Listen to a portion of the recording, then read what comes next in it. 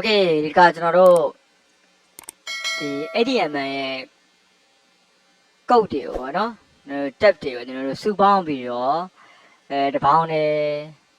ပြောအောင်ည။ဒါမှသာလည်းကျွန်တော်တို့ဒီ HTML ပုံမှတ်ရပါပေါ့နော်။ပြော HTML ဆိုတာလည်းဒီ internet ပေါ်မှာရှိတဲ့ဒီပညာတွေဆက်လိုက်မယ်ဆိုရင်ဒီကောင်မသိဘူးဆိုရင်တော်တော်လေးကိုခက်ခဲရှိတယ်။ဒါကျွန်တော်တို့ internet ကနေကျွန်တော်တို့ blog တွေလုပ်မယ်ပေါ့နော်။ကျွန်တော် website တွေထောင်းမယ်ဆိုရင်ကျွန်တော်တို့ဒီ HTML ကိုသိတယ်ဆိုရင်တော်တော်လေးကိုအဆင်ပြေတယ်။အခုနောက်ပိုင်းဒီပညာတွေကဒီ template ဆိုတဲ့ဒီပညာတွေကကျွန်တော်တို့ရန်ကိုအားထားတဲ့ဒီပညာတွေဖြစ်တယ်။အဲ့ဒီလို template ဆိုတာလည်းကျွန်တော်တို့စိတ်ကြိုက်ပြန်လဲပြုပြင်တတ်ဖို့ဆိုရင်ဒီ HTML သဘောတရားတွေကိုသိနေဖို့လိုအပ်တယ်။ဒါကြောင့် HTML မသိမဖြစ်တင်ရမယ်ပါတယ်ကြပါတက္ကသိုလ်တွေကိုဒီပညာတက္ကသိုလ်တွေမှာလည်းဒီ HTML ကိုကျွန်တော်တို့တခဏနာပြတန်းပြီးတော့သင်ကြားပေးရတယ်။ပါတယ်ရတဲ့ခုဖြစ်တယ်။ဟုတ်ကဲ့နော်။ကဲအခုဒီတော့ဒီကိုဒါဒီနံပါတ်အထိဒီဗီဒီယိုဖိုင်လေးနားထောင်နေတယ်ဆိုရင်ဒါရှေ့မှာ HTML တွေတော်တော်လေးလုပ်လို့ရခဲ့ပါပြီ။လက်တွေ့လေးပြခဲ့ပြီပေါ့နော်။ဒီနေရာမှာကျွန်တော်ပြန်ပြီးတော့ခြုံငုံရှင်းပြဖို့ပဲကျွန်တော်ကလိုတော့တယ်။ Okay အဲ့တော့ကျွန်တော်တို့ HTML မှာ HTML tab နှစ်ခုကြာမှာရှင်းရတယ်ဆိုတော့သိခဲ့ပြီ။ HTML tab နှစ်ခုထဲမှာကျွန်တော်တို့က body ဆိုပြီးhead ဆိုပြီးတော့ head tab နှစ်ခုရှိတယ်။ head ဆိုတာhead ဆိုတာဥခေါင်းပေါ့နော်ဒါထိပ်စီးတွေပေါ့ထိပ်ပိုင်းတွေအဲဒီအောက်မှာဆိုရင်တို့ကဒီ body ဆိုတဲ့စာကိုယ်ပိုင်းပေါ့ခန္ဓာကိုယ်ပိုင်းပေါ့နော် body ဆိုတဲ့အဓိကခြေသားတင်ပြမဲ့ပိုင်းရယ်ရှိတယ်အဲဒီမှာတော့ HTML တက်ထဲမှာhead tab နှစ်ခု head tab ရယ် body tab ရယ်ဆိုပြီးတော့ကဏ္ဍကြီးနှစ်ခုထပ်ခွဲထားတယ်အဲဒီတော့ head tab ထဲမှာဗားလေးပါမလဲ head tab ထဲမှာဆိုရင်ကျွန်တော်တို့ဒါအထင်ရှားဆုံးဆိုတော့ကျွန်တော်တို့က title element ကြီးပါတာပေါ့နော်အဲလိုဒီ browser ရဲ့ဘာမှာပေါ်နေတဲ့စာသားကိုအဲဒီ ဒီ title ဆိုတဲ့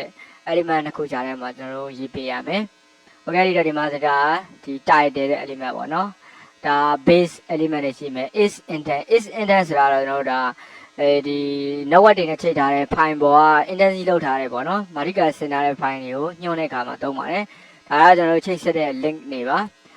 link တွေဒါ meta ဆိုတော့ကျွန်တော်ဒီ character ဘိုင်းပေါ့နော်ဖောင်ဝိုင်းနေနဲ့ပတ်သက်တာပေါ့ကျွန်တော်ဒီ website ကိုဘယ်လိုUnicode ဘယ်လို standard တွေနဲ့သုံးပါလဲဆိုတော့ကျွန်တော်ပြောပြရတယ်။ကျွန်တော်တို့သင်ပြီးခဲ့ဗီဒီယိုသင်ခန်းစာတွေမှာဆင်တာကျွန်တော်တို့ဒီညီမ Unicode ကိုကျွန်တော်တို့ရိုက်လို့မရဘူးလေ။အဲဒီကျွန်တော်တို့က CDF page ဆိုပြီးတော့အဲဒီ meta element တွေမှာကျွန်တော်တို့ meta element တွေမှာကျွန်တော်တို့ရိုက်ပေးကြရတယ်။ဟိုနော် character set ကိုသတ်မှတ်ပေးကြရတယ်။ဒါ script ကတော့ဒါကျွန်တော်တို့ဒီ JavaScript ပေါ့နော် JavaScript တွေခိုင်းစေဖို့အတွက်ကျွန်တော်တို့ညွှန်းဆိုပေးရတယ်။ style ကတော့ကျွန်တော်တို့ဒါဟောပေါ့ CSS ပေါ့နော် CSS style တွေကျွန်တော်တို့ဒီဟို hashtag နှစ်ခုကြားထဲမှာကျွန်တော်တို့ကျညာပေးရမယ်။ Okay ဒီတော့body element တွေထဲမှာကျွန်တော်တို့ဘာတွေလုပ်လို့ရမလဲဆိုရင်ဒါဒီ browser မှာကိုမြင်ရမယ့် web page ရဲ့ BG color ဆိုတာတော့ကျွန်တော်တို့ဒါbackground color ကိုပြောတာပါ။အဲဒီမှာကိုသတ်မှတ်ခြင်းတဲ့အကြောင်းတွေကိုကျွန်တော်တို့သတ်မှတ်လို့ရပါတယ်။အဲဒါနဲ့ပတ်သက်ပြီးတော့ကျွန်တော်ဒီမှာ color table လေးထည့်ပေးထားပါတယ်။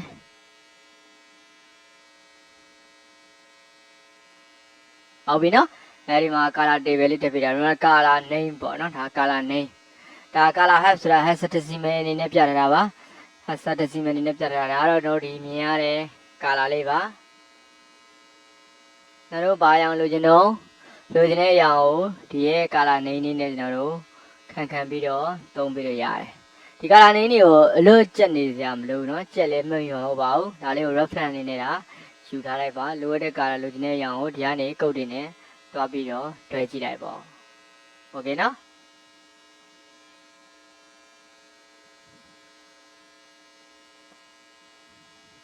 မှာ color sample ခုနလည်းပါပဲကုတ်တွေနဲ့အရာတွေဒီမှာပြထားပေးတယ်။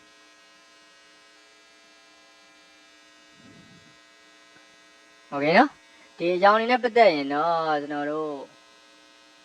ဒီ color theory ဆိုတဲ့စာအုပ်လေးရှိတယ်ဗျာ color theory စာအုပ်စာလေးမှာမေးဝင်လိုက်ပါတော့အဲဒီမှာအကြောင်းလေးနဲ့ပတ်သက်တဲ့သဘောတရားတွေရှင်းပြထားတယ်။နောက်ပြီးတော့ဒါဒီ Photoshop designer ပဲဖြစ်ဖြစ်ပေါ့နော်ဒါ web designer ပဲဖြစ်ဖြစ်ဒီ design ဆွဲပြီဆိုရင်တော့သိထားမယ် design element ပေါ့နော် design of element တွေနော် design of principle တွေ design နဲ့ပတ်သက်တဲ့ဒီဝိသေသတွေလက္ခဏာတွေသူရဲ့ needs တွေဘာတွေရှိတယ်ဆိုတော့ design theory ကိုလည်းသိဖို့လိုတယ်အဲ့တော့ကျွန်တော်တို့ဒီ color theory နဲ့ design theory ကိုမသိမဖြစ်သိထားပါမယ်ဒါမှသာလည်းကျွန်တော်တို့ဆွဲနေတဲ့ຢာတွေက live ဖက်ညီညွတ်မှုကိုင်းညီမှု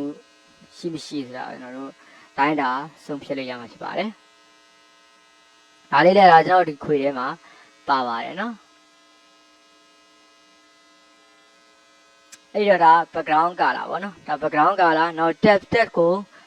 ဘာရောင်နဲ့လိုချင်တော့ပေါ့နော် tab ကိုစာသားကိုလည်းပေါ်ချင်တဲ့ရောင်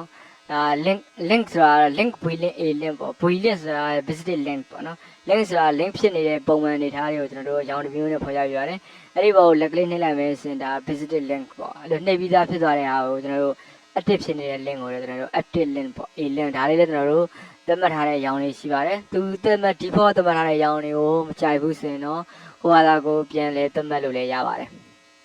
ဒါ background ဆိုတော့ဒီပေါ်ကျွန်တော်တို့ဘာပုံထားမလဲပေါ့နော်ကိုထားနေတဲ့ပုံလေးကိုရွေးပေးရတာပါနောက်ပြီးတော့ဒါ heading tag မှာ heading tag HTML မှာ heading tag တွေလည်းပဲ6ခုရှိပါတယ် h1 h2 h3 h4 h5 h6 ပေါ့နော်နောက် paragraph ကိုကျွန်တော်တို့က p tag ဖွင့်ပေးနေရပါတယ်ဒါ break ဆိုတာဒါချားတာပါနော်ဒါတော့ br ဆိုတော့ကြောင်းဆင်းတာတွေပါပေါ့နော် horizontal rule ဆိုတာကျွန်တော်တို့ဒါမြင်းချောင်းလေးကိုတားတာပါအဲ့ဒီအတွက်ကျွန်တော်တို့က hr element ကိုသုံးပြပါတယ်hr element အတွက်သုံးပြရတဲ့ attribute တွေကတော့size ပေါ့နော်ဒါမှမပြောထားဘူးဆိုရင်တော့အဲ့ဒီhr horizontal rule အတွက် line ချောင်းအတွက်အထူကတော့2 pixel စာပဲရှိပါတယ် width ကတော့ default ဒါတွေက default value ပေါ့နော်ဘာမှမပြောထားဘူးဆိုတော့ hr ဆိုပြီးတော့ရေးလိုက်ရင်ဒီပုံစံတိုင်းလေးဖြစ်လာပါမယ် shape တွေပါလည်းသတ်မှတ်မထားပါဘူး alignment ကိုတော့ center ထားပါတယ် color no set ပေါ့နော် color လည်းမသတ်မှတ်ရပါဘူးနောက်ဒါ character formatting ပေါ့နော် size လေးလို့ဒီလိုမျိုးပဲကိုယ့်ရဲ့စာလေးကိုထင်ရှားဖြစ်နေစဉ် bold ပေါ့ b1d bold ပေါ့ media မျိုးတို့ဒါ idle ဆိုတာ sound တာပေါ့နော် use m to underline pre ဆိုတာ pre formatted text ဒါနုနာဗီဒီယိုဖိုင်နဲ့လက်တွေ့သင်ခန်းစာတွေမှာပြခဲ့ပြီးပြီကိုရိုက်ချင်တယ်ကိုရိုက်ထားတဲ့စာကိုရိုက်တဲ့အတိုင်းပဲပေါ်သေးချင်တာနော်ပုံမှန်ဆိုရင်ကျွန်တော်တို့က browser ကိုထားလိုက်တဲ့ enter တွေ space တွေသူသိရမှာမဟုတ်ဘူး emphasis လောက်တာတွေ strong လောက်တာတွေ tt ဆိုတာဒါ daily type ပါ citation strike big small set superset ဒါ subscript နဲ့ superscript ပေါ့နော်အပေါ်တင်တာအောက်ချတာတွေပါဒါ base font ဒါ HTML မှာသိနိုင်တာကတော့ဒါတစ်ကနေ7ပမာဏအထိပဲသိနိုင်ပါတယ်CSS မှာဆိုတော့ဒီရက်မကဘူးကျွန်တော်တို့လုပ်လို့ရပါတယ်ဒါ block code ဆိုတာကိုရဲ့စာသားလေးတွေကိုကျွန်တော် intensive လုပ်တာပါပဲအဲ့တော့ရှေ့ကိုတလက်မနောက်ကိုတလက်မချင်နေတာမျိုးပါမျိုးဆိုရင်ဒီလိုမျိုး block code နဲ့ရေးရပါမယ်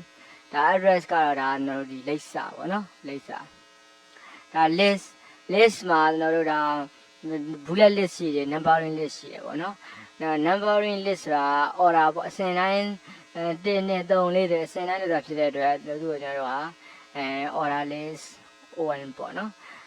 bullet တွေကိုတော့ဆက်ပြောက်တွေ order list ဆိုပြီး un ကိုသုံးပါတယ်အဲ့ဒီထဲမှာကျွန်တော်တို့က align ဆိုတဲ့ list ဆိုတဲ့ element လေးနဲ့ခံခံပြီးသုံးပါတယ်ကျင်ညာနေနဲ့ဒီ tag attribute တွေကတော့ order list မှာပေါ့နော် order ကျင်ညာနေတဲ့ tag attribute တွေကတော့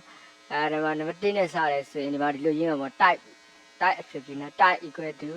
ဒီ ing နဲ့စတယ်ဆိုရင်ဒီပုံစံလေးပေါ်မယ်ဒါရောမကနေအကြီးနဲ့ပေါ်မှာပေါ့နော်1နဲ့စမယ်ဆိုရင်1 3လေးပေါ်မယ် a သေးဆိုရင်ဒီမှာ a သေး a ကြီးဆိုရင်ဒီမှာ a ကြီး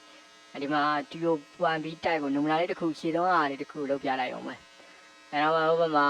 step ကတော့ဘယ်ကနေစခြင်းတာလဲစခြင်းတဲ့နေရာကနေကျွန်တော်တို့ဒီမှာသတ်မှတ်ပေးထားလို့ရတယ်โอเคကျွန်တော်တို့ဒါ web browser ဒီ HTML မှာကျွန်တော်တို့ image ဆိုတာလည်းရေးပါပါတယ် image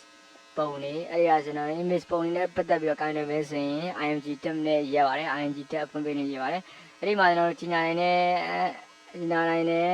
attribute တွေက source src ဆိုတာ source ပေါ့ဘယ်ပုံကိုထားမှာလဲဆိုတော့ပုံရှိတဲ့နေရာ location ပုံဟာကွန်ပျူတာရဲ့ဘယ် folder location မှာရှိပါတယ်ဆိုတော့တိကျနေရာလေးညွှန်ပြရပါတယ်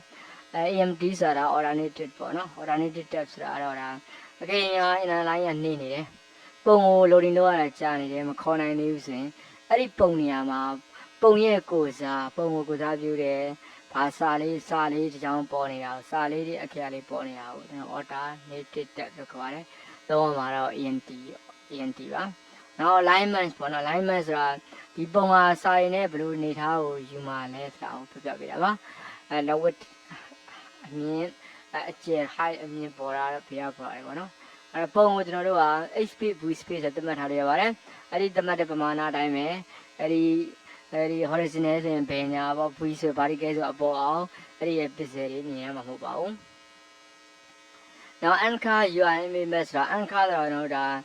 တခုခု link တစ်ခုကိုညွှန်းနေနေရပါတော့ email လေးဖြစ်ဖြစ်မယ်website တစ်ခုလေးဖြစ်ဖြစ်မယ်ပေါ့နော်အဲ့ဒါကို href ဆိုပြီးတော့ hyperlink နဲ့ကျွန်တော်တို့သုံးရပါတယ်နော် table ကတော့ html မှာ table ကို table တက်အဖွင့်ပြကြမှာရေးပါတယ်အဲ့မှာကျွန်တော်တို့က th ဆိုတာ t ဆိုတာ table h ဆိုတာ header အဲ့တော့ th ဆိုတာက table header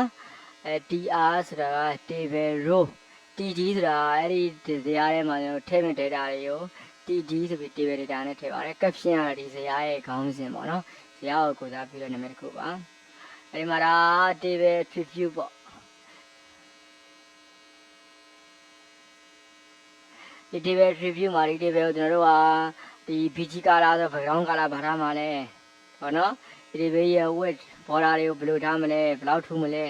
set spacing set padding set spacing ကဆဲခွက်နဲ့ဆဲခွက်တွေရဲ့ကွာဝေးပေါ့နော် set padding ဆိုတာအဲဆဲတစ်ခွက်တွေမှာရှိတယ်ထည့်ထားတဲ့ data နဲ့ဘေးကဆဲ line လေးတွေ border လေးတွေခြားတဲ့အကွာဝေး set padding လို့ပြောပါတယ်နောက်ပြီးတော့ alignment ချိန်မယ်ပေါ့နော် alignment align ချင်း align ဆိုတာနဲ့ကျွန်တော်တို့က left ဆိုတဲ့ဘယ်left ဆိုတဲ့ဘယ်ရှိမယ် right ဆိုတဲ့ညာရှိမယ်center ရှိမယ်ပေါ့နော်စာတွေအတွက်ဆိုရင်ကျွန်တော်တို့က justify ဆိုတဲ့ဘေးနှစ်ဖက်စလုံးပေါ့နော်ဒီဘက်ကောညာဘက်ကနှစ်ဖက်လုံးအညီထားခြင်းနဲ့ justify မှာရှိပါတယ်။ဒါက background ပေါ့နော် border color တွေဘယ်လိုထားမလဲ border color light border color dark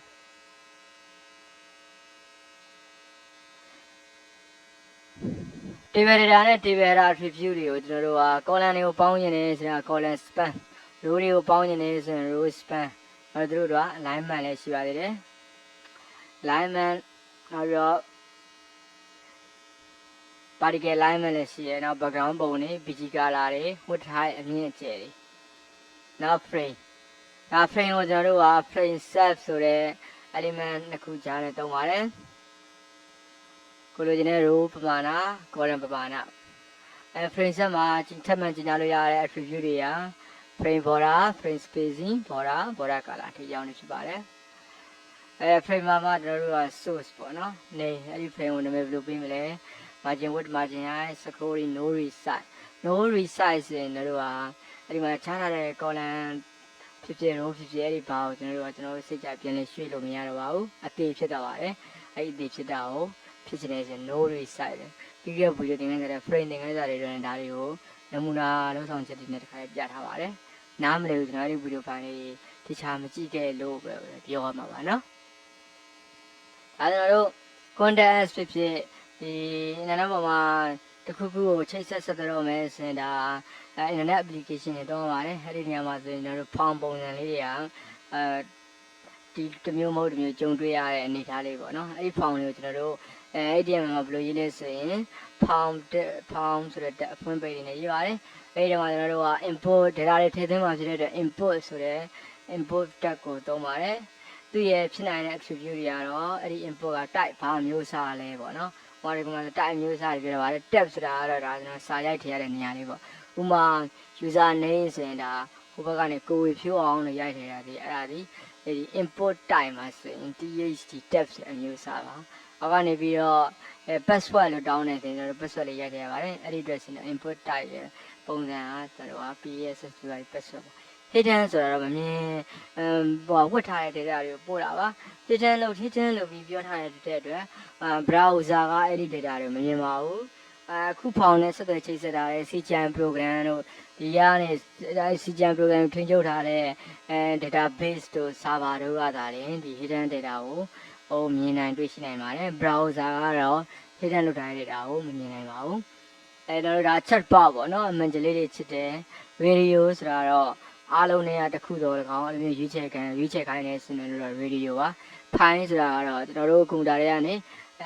internet ပေါ် upload လုပ်တဲ့အနေအထားမျိုးပေါ့ file လေးပြင်ချင်မယ်ဓာတ်ပုံလေးပြင်မယ် media file တစ်ခုခုလေးပြင်ချင်မယ်ပေါ့နော်အဲ့ဒီလိုမျိုး browse ဆိုပြီးတော့ရွေးချယ်ပြီးတော့တင်ရတဲ့နေရာကို file လို့ပြောပါတယ် pattern ဒါတော့ကျွန်တော်တို့ကခလုတ်လေးတွေပေါ့နောက်ပြီးတော့ submit ဆိုတာကျွန်တော်တို့ဖောင်ရိုက်ဖြည့်တဲ့စဉ်ဒါကိုကျွန်တော်တို့အစီအထက်ကိုတင်တော့မယ်ပို့တော့မယ်ဆိုရင် submit button နဲ့ရပါမယ် reset ဆိုတာကတော့ခင်ဗျားဒီဖောင်နောက်တစ်ယောက်ကထပ်ဖြည့်မယ်ဆိုရင်ရင် data တွင်းတင်နေရှိနေပါသေးတယ်အဲ့ဒါတွေအားလုံးကိုဖြတ်ဖို့အတွက် reset ဆိုပြီးတော့အားလုံးပေါ့နော် data clear ပေါ့ဖောင်ထဲမှာရှိတဲ့ရိုက်တဲ့ data တွေကို clear လုပ်ဖို့အတွက် ISCD reset ဆိုပြီးတော့ကျွန်တော်တို့ရွေးရပါမယ် input time ပါနော်ဒါတက် area တော့ဒါစာသားတွေပေါ့ဒါ slab ဆိုတော့ရွေးချယ်ခိုင်းတာတွေပေါ့နော် okay ကြရစင် ATM အနေနဲ့ကတော့လောက်အများကြီးမရှိပါဘူးဒီလောက်နားလေတဲ့စင်တာ ATM ဘာသာရက်ကိုကျွမ်းကျင်ပြီလို့ဒီရဲ့ exercise တွေလည်းအကုန်လုပ်ခဲ့မယ်ဆိုရင်တော့ကျွမ်းကျင်ပြီလို့ယူဆလိုက်ပါပြီဒါမဲ့ဒီ ATM လောက်နဲ့တော့ရက်တက်မနေသင့်ပါဘူးရက်တက်လို့လည်းတိတ်သေးရမရှိပါဘူးဆက်လေလာမှာတော့ကျွန်တော်တို့ကCSS တို့ JavaScript တို့နောက် PHP တို့ MySQL တို့ database တွေပါပြီပေါ့နော်။အဲဆိုဒါ web ကိုလေ့လာတဲ့သူကကွန်ပျူတာပြင်ရက်တွေအကုန်လုံးကိုလေ့လာလိုက်တာနဲ့အတူတူပါပဲ။ဘာလို့လဲဆိုတော့ဒီ web မှာပဲကျွန်တော်တို့က programming သဘောတရားတွေလည်းပါတယ်။နောက် networking သဘောတရားတွေလည်းပါတယ်။ဥပမာ web server ထိုင်မယ်ဟေ့ဆိုရင်ဒါ networking တွေမသိလို့မရတော့ဘူးเนาะ။အဲဒီတော့ဒါကိုယ့် website ဟက်မခံရဖို့ရေးကိုကျွန်တော်တို့ကစောင့်ကြည့်ရမယ် security tool တွေနဲ့စောင့်ကြည့်ရမယ် hacking ပြန်ရက်တွေ security ပြန်ရက်တွေလည်းပါတယ်။နော် database ဒီ web ပေါ်ကနေ data တွေကျွန်တော်တို့ကစုဆောင်းဖို့နေရာတွေကိုထိန်းသိမ်းထားဖို့ centralize ဖို့ထိန်းချုပ်မှုနဲ့တင်ဆက်ဖို့ကျွန်တော်တို့ကဒါ database နည်းပညာတွေလည်းလေ့လာမယ်စားသဖြင့်ကွန်ပျူတာနည်းပညာတွေအားလုံးကဒီ web programming ပေါ့ website web ကိုလေ့လာမယ်ဆိုရင်အကုန်လုံးကိုလေ့လာရတဲ့အတူတူပါပဲတော်တော်လေးကိုကွန်ပျူတာနည်းပညာတွေတော့များပါသွားပါပြီ okay နော်